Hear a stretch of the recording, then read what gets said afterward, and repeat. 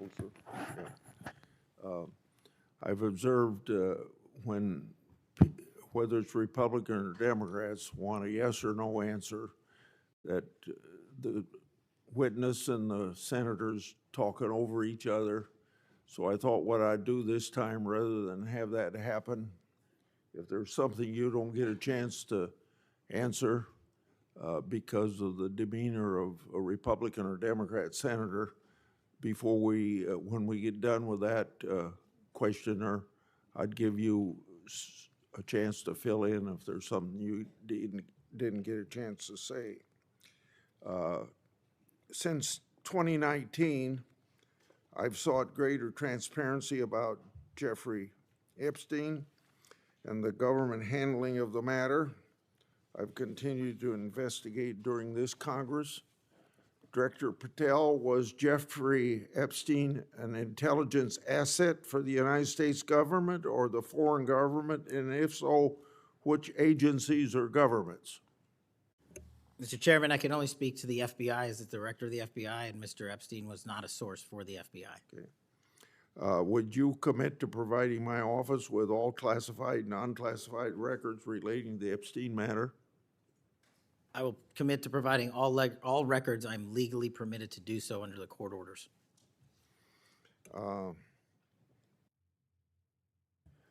It seems to me that I accept your answer to my question, but the broader intelligence community ought to answer these questions as well. Victims deserve an answer. Regarding the initial FBI 1023 document that I made public last Congress, that document mentioned 1, text messages, 2, audio recordings, and 3, financial records that allegedly proved a bribery scheme with the Biden family and foreign interests. Regarding those records, did the Ray FBI make any effort to determine whether they existed?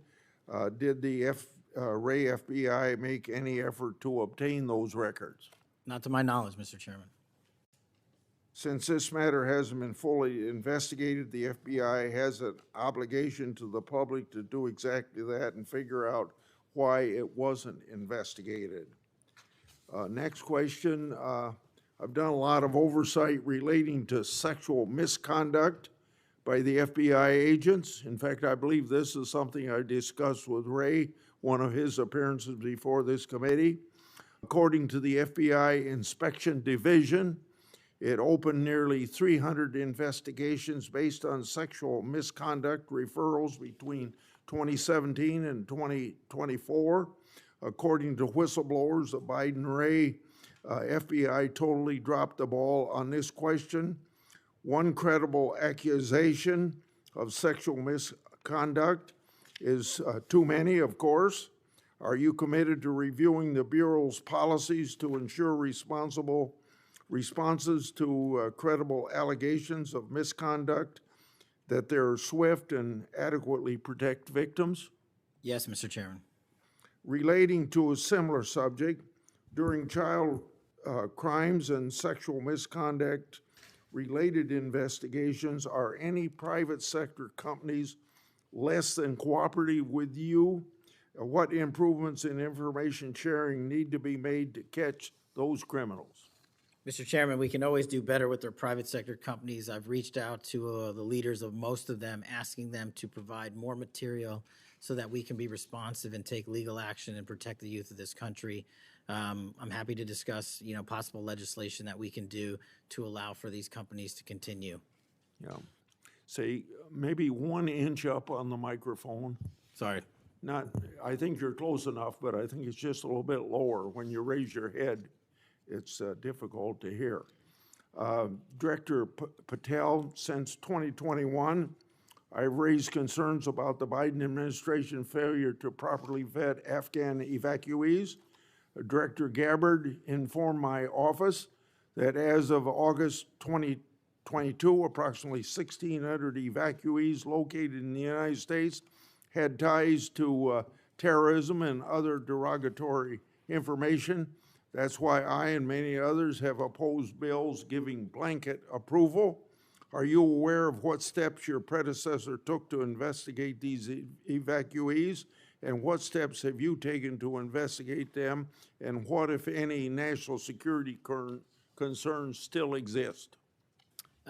Mr. Chairman, I can't speak to the steps my predecessor took, but I will make sure we do a sweeping review and get back to you on that. As far as the Afghan refugees and evacuees, as during my tenure, we are going through the databases to make sure that no known or suspected terrorists enter this country to harm our nation.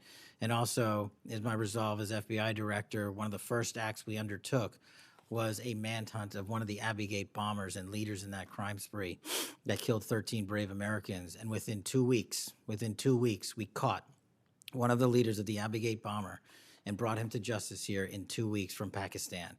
And so my commitment to you on Afghanistan in all matters is complete and without border. Yeah. Through my and other investigations, we found that the Biden administration lost thousands of undocumented children. We never heard a peep from senators wanting to help find them, even after I invited them to do so.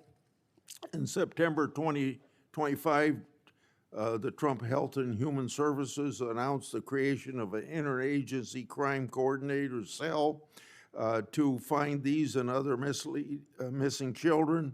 That interagency group reportedly includes your agency. What resources and personnel have the FBI assigned to this new interagency effort, and what steps have the FBI taken to assist in locating missing children that the incompetent Biden administration lost? Protecting our youth is maybe the top priority for the FBI. As it specifically relates to your question, Mr. Chairman, as I stated, we've surged resources not just to this cell, but across the nation to our FBI's field office to locate children who have been trafficked, who have been victims of sexual abuse. And we have located 4,700 children in the 7 months since I've been FBI director. And that is a 35% increase from the same time period last year. And we're not stopping, and we're committed to doing that work on our tribal lands as well. And we are finding victims of child trafficking and child abuse every county and every district, and we're not going to stop. Okay. As I mentioned during my opening, I'm releasing documents with Senator Johnson about Arctic frost. Specifically, the documents show its scope expanded to include 92 Republican organizations. From evidence that I've seen, it looks to me like another political hit job against Republicans. What steps has the FBI taken to make sure improperly predicated investigations and weaponizations like this don't happen again? The simple answer, Mr. Chairman, is the FBI will only bring cases that are based in fact and law and have a legal basis to do so. And anyone that does otherwise will not be employed at the FBI. We are doing a prospective and retrospective analyses of individuals who may have weaponized the department and the agency. And as I've committed to you during my confirmation hearing and my conversations with you, this FBI will not be weaponized anymore in either side of the aisle. In June of this year, I raised concerns about the FBI's use of restricted access and prohibited access systems. According to the FBI, quote, when search teams that exist in a prohibited access status cases are searched in Sentinel, the particular search will receive a false negative Sentinel search response, end of quote. Clearly, this is not only affects FBI agents, it impacts congressional requests and court cases, and the Biden administration used it to thwart oversight. How are you ensuring that restricted access and prohibited access files are produced to Congress during court cases? And have you identified any Biden family records in restricted and prohibited status?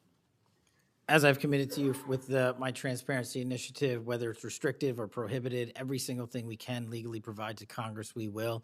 We've also restructured how these restrictive and prohibited cases are labeled and provided access to more people in the chain of command so that more people have knowledge of what these restricted and prohibited cases are, including myself and the deputy. Do you commit to providing any records that are available? I do, sir. You've publicly said that your team, quote, found a room that Comey and others hid from the world in the Hoover building full of documents and computer hard drives no one had ever seen or heard of. That's a quote from you. I've received a whistleblower disclosure that the room contained some information kept outside the FBI record keeping. I also have been informed via a whistleblower disclosure that the room included materials related to Special Counsel Mueller, former Director James Comey, and other documents maintained outside of the FBI. Has the FBI now reviewed and analyzed those records? Has the FBI properly recorded the documents? And these records are clearly responsive to my, as well as my colleagues' congressional requests. What steps have you taken to ensure all responsive records are produced to Congress? That has to be my last question. What's supposed to happen is leadership at the FBI is supposed to, pursuant to the Records Act, correctly store these records at our Information Management Division, IMD. In this room, we found a plethora of hard drives, computers, hard documents, soft documents that were not so recorded, a voluminous amount of information. So we are continuously processing that information. So A, we subscribe to the Records Act and commit that those records will be kept permanently at the FBI. 2, we are reviewing those materials. A lot of those materials are related to ongoing investigations.